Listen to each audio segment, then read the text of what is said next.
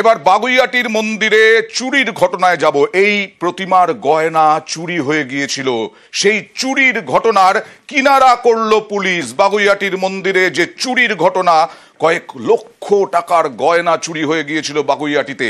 বাগুইআটির মন্দিরে প্রতিমার গয়না চুরি, মূল অভিযুক্ত সহ 2 জন গ্রেফতার। উদ্ধার চুরি যাওয়া এই সোনার গয়না। 23 ফেব্রুয়ারি রাতে মন্দিরে চুরি হয়। তারপরে দুষ্কৃতীরা কোথায় কোথায় যায়, কিভাবে কিনারা করলো পুলিশ, কথা বলবো প্রতিনিধি অমিতের সঙ্গে। অমিত, দেখো, একজন মাত্র দুষ্কৃতী বা মূল যে চোর, সে হচ্ছে রাজেশ দে। তার হচ্ছে চাকদা থানা এলাকাতে বাড়ি। এই বাগুইআটি থানা এলাকার পুরনো বাজারের একটি কালী মন্দির থেকে লক্ষাধিক টাকার গয়না চুরি করেছিল। এটি 23 তারিখ রাতে। 24 ফেব্রুয়ারি বাগুইআটি থানাতে অভিযোগ দায়ের হয়। তারপরে প্রায় 250-টির বেশি ক্লোজ সার্কিট ক্যামেরা ফুটেজ দেখে কিন্তু এই রাজেশকে আইডেন্টিফাই করা হয় এবং ঘটনার পর এলাকার বিভিন্ন ক্লোজ সার্কিট ক্যামেরা ফুটেজ দেখে জানতে পারে যে চুরি করার পর চুরি করা সামগ্রী নিয়ে প্রথমে সে দমদম স্টেশনে যায় এবং দমদম স্টেশনের ক্লোজ সার্কিট ক্যামেরা ফুটেজে ওই অভিযুক্ত সেখানে চিহ্নিত হয় এবং তারপরে একটি কৃষ্ণনগর ট্রেনে ওঠে। এবার কৃষ্ণনগর ট্রেনে ওঠার পর কৃষ্ণনগর রুটে সবকটি স্টেশন যেগুলো রয়েছে পরপর স্টেশনের ক্লোজ সার্কিট ক্যামেরা ফুটেজ খতিয়ে কাজ শুরু করা হয়। এরপরে ওই অভিযুক্তকে লোকাল ট্রেনে বসে রয়েছেন স্টেশনে। এরপরই শুরু হয় ব্যক্তির খোঁজ এবং পরবর্তী সময় মদন স্টেশনের একটি দেখা যায়। এরপরই খোঁজ করা হয় এবং রানাঘাট পুলিশ ডিস্ট্রিক্টের সাহায্য নিয়ে এই ব্যক্তিকে আইডেন্টিফাই করা হয়। রাজেশকে গ্রেপ্তার করা হয়েছে এবং রাজেশ যে যার কাছে গয়নাগুলো বিক্রি করেছে তাকেও গ্রেপ্তার করা হয়েছে বাগুইআটি থানার তরফে। বেশ।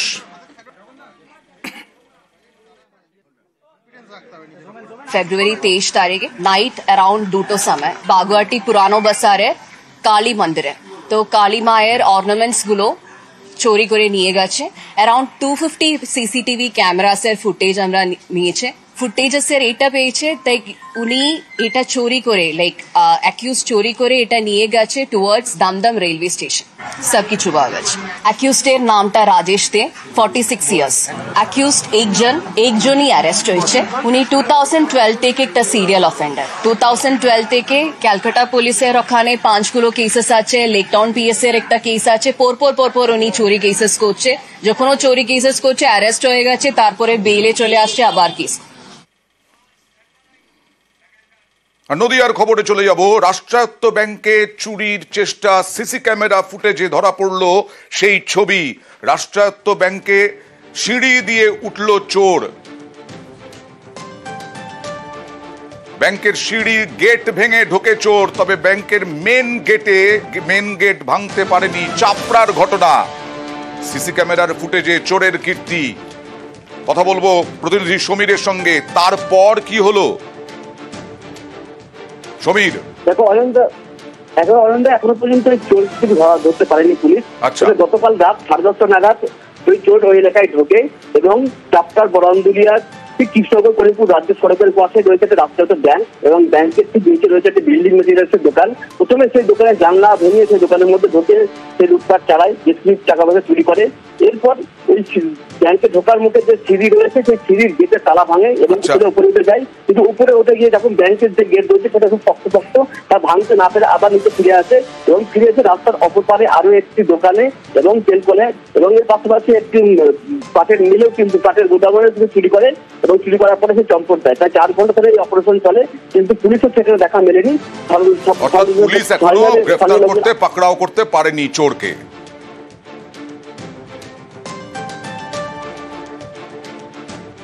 টালা খুলে দেখছে বা ক্যাশ বাস্ক ভাঙা, কিছু টাকা পয়সা ছিল। তারপরে ফল টল গোনা এগোনা দেখছি যে বাস্ক গোনা, জুতো টুতো গোনা, তারপরে এই গোনা হুলস্থুল করা কিছু আছে। ব্যাংকের তালা ভেঙেছে, ব্যাংকের উপরে উঠতে পারেনি। এখানে মোট হয়েছে 1, 2, 3 জায়গায় হয়েছে। ভয় তো লাগছে, আমরা যদি এইভাবে ভয়টাই হয় তাহলে কি করে ব্যবসা করব। পাশে একটা পাটের কাজ করে এরকম একটা গোডাউন ছিল, সেখানেও ঢুকেছে, তার ক্যাশ বাক্সটা নিয়ে চলে গিয়েছে। এবং সবচেয়ে বড় জিনিস যেটা, আমার পাশে ব্যাংক আছে, ব্যাংকের একটা কমন রাস্তা ছিল সিঁড়ির, সেই সিঁড়িটা তালা দেওয়া থাকে সবসময়। তালাটা ভেঙে সে ওপরে উঠে ব্যাংকের দরজার তালাতে হাত দিয়েছে এবং দেখেছে নেমে গিয়েছে। এটা যদি দীর্ঘদিন চলতে থাকে স্থানীয় এলাকায় একটা আতঙ্কের সৃষ্টি হবে।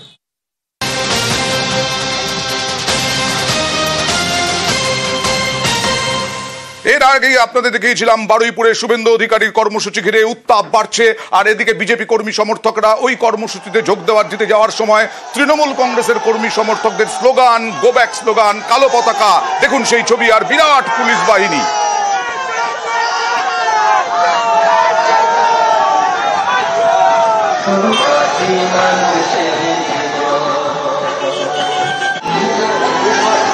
কথা বলবো প্রতিনিধি অর্পণের সঙ্গে। অর্পণ, কি পরিস্থিতি? আমরা প্রথমেই দেখিয়েছিলাম যে উত্তাপ বাড়ছে, এখন তো আরো উত্তাপ, আরো উত্তেজনা।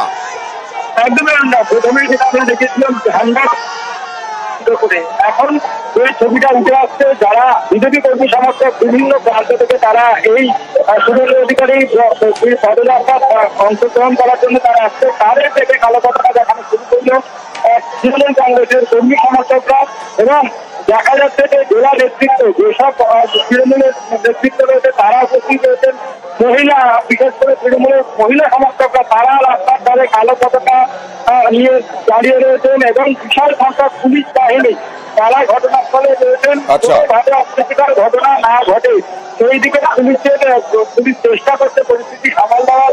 তবে এই মুহূর্তে বলা যেতে পারে যে কয়েক হাজার তৃণমূল কর্মী সমর্থক তারা কালো পতাকা হাতে, কয়েক হাজার তৃণমূল কর্মী, তৃণমূল সমর্থক তারা রাস্তার দুপাশে দাঁড়িয়ে আপনারা দেখছেন কালো পতাকা, স্লোগান, বিজেপি কর্মী সমর্থকদের উদ্দেশ্যে গাড়ি লক্ষ্য করে।